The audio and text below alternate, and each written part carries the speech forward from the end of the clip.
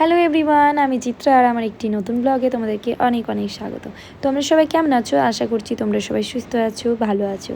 তো আজকে ব্লগটা আমি দুপুর থেকে শুরু করলাম, কারণ দেখো আমি আমার সোনা আমার মামা চলে গেলাম হোটেলে খাবার খেতে। তো এখন বাজে হচ্ছে 1:30 নাগাদ।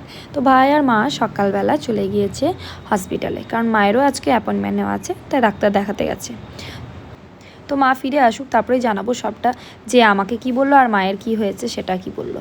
তো দেখো এখানে ভাত, ডাল, 2 রকম সবজি আর শাক ভাজা, চাটনি, আর মামা নিয়েছিল মাছের কালিয়া তার সাথে, আর আমি নিয়েছিলাম এগ অমলেট। যে 5টা নাগাদ। তো মারা জাস্ট এই এলো, আর সাথে আমাদের জন্য চা নিয়ে এসেছে। তো চলো 1 কাপ চা নিয়ে বসে পড়লাম। তো চা খাওয়া হয়ে গেলে আমরা বেরিয়ে পড়বো একটু মার্কেটের দিকে, কারণ ভীষণ হ্যাপি যে সেরকম কিছু হয়নি। তো সেই কারণে একটু বিকালবেলাটা পুরো ফাঁকা, তো সেই কারণে আমরা বেরিয়ে পড়বো একটু ঘুরতে। তো এই দেখো আমাদের হোটেলের বাইরেটা তোমাদেরকে সেভাবে শেয়ার করা হয়নি, তো আজকে দেখিয়ে দিলাম। তো এখন বাজে ওই 6:30। তো আর তোমাদেরকে বলা হয়নি যে কালকেই আমরা ট্রেনের টিকিটটা করে রেখেছিলাম। তো আজ শনিবার যেহেতু, তো কালকে শুক্রবারে আমরা ট্রেনের টিকিটটা করে নিয়েছিলাম। রবিবার আমাদের বিকাল 3টের সময় ট্রেনের টিকিট আছে, আর আমরা প্লেনে যাওয়ার কথা, এরোপ্লেনে ফ্লাইটে করে। তো এখন কলকাতাতে ঝড় হচ্ছে তোমরা সবাই জানো, সেই কারণে ফ্লাইট ক্যান্সেল হয়ে গেছে, তাই আমরা বাধ্য ট্রেনে করে যেতে। তো তোমাদেরকে বলি, তোমরা তো আমাদের হোটেলের থেকে 15-20 মিনিটের দূরত্বে ছিল এই মলটি। তো এই মলটিতে আমরা এসেছি ঘুরতে, এবং তারপরে যাব টি নগর। তো সেখানেও আমরা সেই বাজারটাও ঘুরবো। যেহেতু আমাদের সেরকম কিছু হয়নি, তোমাদেরকে বললাম, তো সেই জন্য একটু আনন্দ সহিত ঘুরতে চলে এলাম। কারণ তোমাদেরকে বলেছিলাম আমি হার্টের ডাক্তার আর লাংসের ডাক্তার দুটোই দেখিয়েছিলাম। তো হার্টের ডাক্তার উনি বলেছেন যে আমার হার্টের কোনো সমস্যা নেই, সব রিপোর্ট ওকে মোটামুটি।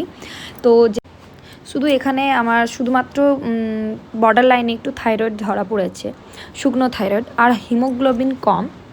আর লাংসের ডাক্তার বলেছেন আর হার্টের কোনো সমস্যা নেই, সব রিপোর্টই মানে একদম ওকে হয়েছে। আর লাংসের ক্ষেত্রেও সেটা উনিও বললেন যে আমার একটু থাইরয়েড আছে আর হিমোগ্লোবিন কম আছে। আরেকটা যেটা বললেন যে আমার লাংসে সামান্য একটু ইনফেকশন দেখা দিচ্ছিল, তো সেই কারণেই আমার শ্বাসকষ্টটা আর বুকে ব্যথা করছিল।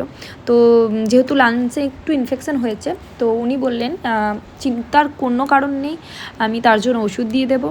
তো 6 মাস ওষুধটা কন্টিনিউ করতে হবে, এবং তারপরে একবার ওনাকে জানাতে হবে। ওখানে আমি গিয়েও দেখা করতে পারি, বা অথবা আমি ওনার সাথে ভিডিও কলেও কথা বলতে পারি। তো সেই কারণে দুটো ডাক্তারই বলেছেন ভিডিও কলে আমি কথা বলতে পারি, ওনাদের সাথে কথা বলে নিতে পারি, ওনারা আমাকে সেভাবে সাজেস্ট করবেন। আর থাইরয়েড ওষুধটা আমাকে খেতে বলেছে হার্টের ডাক্তার, লাগাতার 3 মাস উনি ওষুধটা লিখে দিয়েছেন। আর 3 মাস খাওয়ার পর এখানে আমাদের দুর্গাপুরে একবার ওখানে চেক করে নিতে বলেছে যে আমার থাইরয়েড লেভেলটা কমছে নাকি বাড়ছে। তো সেটা একবার দেখতে, সেই অনুযায়ী আর কি ওষুধটা বাড়া কমা হবে। তো সেটা একটা বলেছেন। আর লাংসের যে ওষুধগুলো দিয়েছেন ওইগুলো মোটামুটি 6 মাস খেতে হবে আমাকে।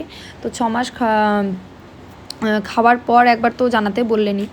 আর মায়ের কথা বলি তোমাদেরকে, তো সেই জন্য আমি তো আমার জন্য টেনশন ফ্রি। আর মায়ের কথা বলি, মাও সেরকম মানে মায়ের যেটা হতো সেটা হচ্ছে মায়ের ডান দিকে মাথার ব্যথা করতো। তো মা শুতে পারতো না, খুব চিন্তার কারণে ছিল যে কিছু হয়েছে কি, কোনো প্রবলেম। সে কারণে যখন আমার জন্য দেখাতে গেছিলো, তো মায়েরও চেক আপটা ভাই আগের থেকে অ্যাপয়েন্টমেন্টটা নিয়েছিল বাড়ির থেকে, যে মা তাহলে আমি দিদি দেখানো হয়ে গেলে তোমারটাও দেখিয়ে নেবো।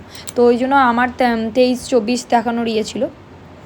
তো আজকে হচ্ছে 25 তারিখ, আজকে সকালে মা দেখিয়েছিল। তো মা তো একদম সকাল 6টার সময় চলে গেছিলো, রিপোর্টও হয়ে গেছিলো, এবং ডাক্তারবাবু দেখে মানে রিপোর্ট হাতে নিয়ে একেবারে ডাক্তারবাবুকে দেখানো হয়ে গেছিলো। তো মায়েরও সেরকম রিপোর্ট, সিটি স্ক্যান সব কিছু হওয়ার পর উনি রিপোর্ট দেখে বলেন যে রিপোর্ট একদম ওকে, মায়ের সেরকম কিছু হয়নি, জাস্ট মাসেল পেন হতো এটা।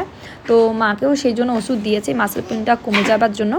তো সে মায়েরও যে সেক্ষেত্রে চিন্তার কোনো কারণ নেই বলেছে, সেই কারণেই আমরা কারণ আমি যখন বাড়ি থেকে জামাপত্র আনি সেরকম এনেছি, কিন্তু ব্যাপারটা হচ্ছে যে সব কিছু হাফাতা জামা প্যান্ট ছিল আমার ছেলের।